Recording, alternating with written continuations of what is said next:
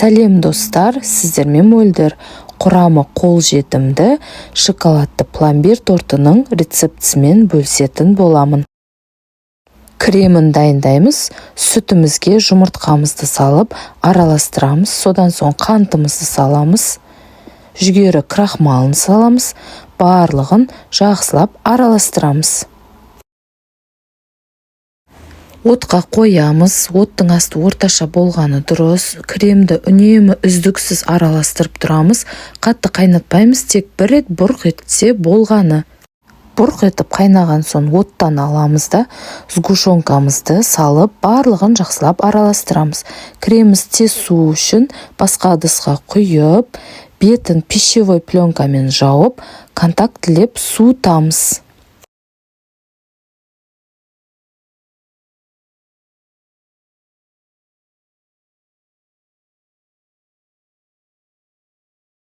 Енді корждарымыз дайындаймыз. Сгушенкамызға жұмыртқамызды салып, барлығын жақсылап араластырамыз. Содан соң бөлме температурасына еріп тұрған сары майымызды салып, жақсылап араластырамыз.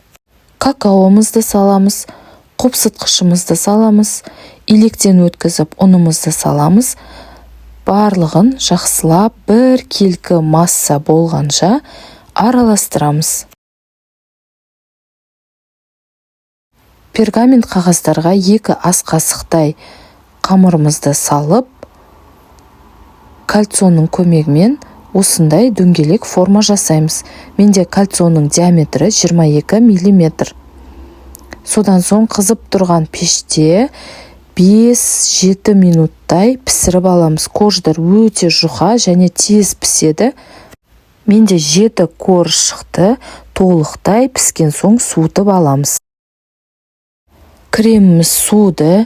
Енді пищевой пленкамызды алып, бөлме температурасындағы еріп тұрған сары майды саламыз. Енді тортымызды жинаймыз. Мен тортты кольцоның көмегімен жинадым. Корж, крем етіп жинап шығамыз. Содан соң толық барлық тортты жинаған соң холодильникке шамамен 12 сағатқа қойып қоямыз. Сол кезде крем толықтай коржға сіңеді.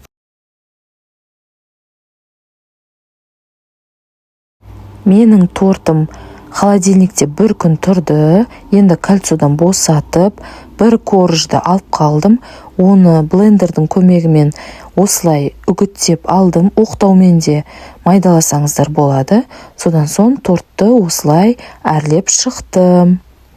Торт өте жұмсақ, нәзік болып шықты. Кремі жүрекке тимейді және жүректі айнытпайды. Міндетті түрде жасап көріңіздер. Видео ұнаса лайк басып, комментарий жазып, каналыма тіркеліп қоюды ұмытпаңыздар.